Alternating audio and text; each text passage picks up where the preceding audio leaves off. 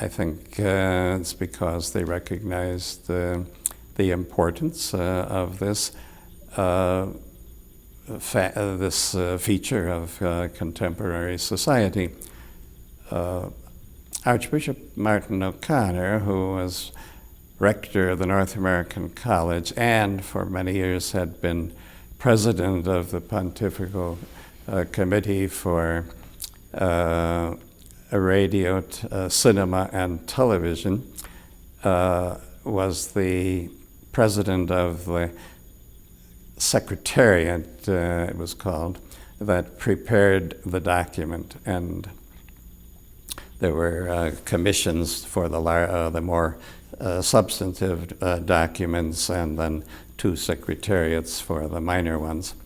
And the original draft, they called a schema, was much longer than what we have now.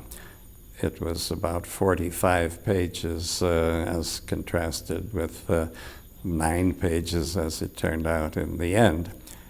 And that was discussed very briefly, actually, in 1962, after the bishops had finished work on the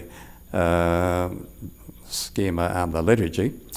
And this was perhaps considered a way of treating something that was less theological.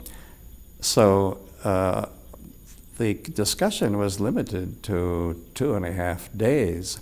And the only American who spoke in the council was Cardinal Spellman of New York, who expressed an opinion similar to that of many others. He was the first one to speak.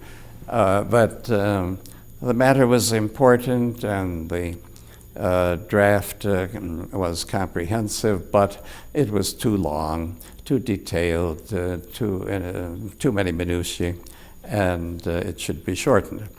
And then the only American who submitted an opinion in writing was Bishop Ernest Primo of Manchester, who used that occasion to complain, this as was in 62, that the council was not helping the press adequately because of the severe secrecy that was imposed. And then the Secretariat was instructed to take the document back and revise it, shorten it, and bring out the salient doctrinal and moral aspects. And so that was voted on in 62 as that the draft should be shortened, and it was accepted on that basis. When it came back the next year, shortened drastically, there was great discontent among many bishops who felt that it didn't say anything that was really new, and it wouldn't be helpful to either the press or the secular press or the Catholic press.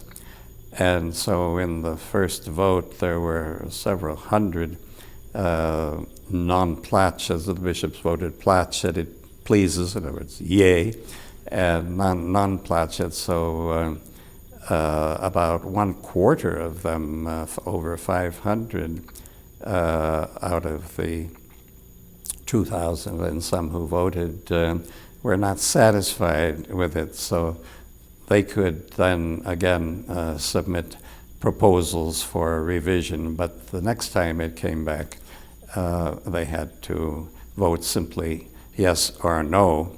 And even in that final vote, before the public session was the very solemn meeting at which documents were adopted and proclaimed and promulgated by the Pope. There were still several hundred who voted against it, which was extraordinary because almost all the other documents passed with very few negative votes.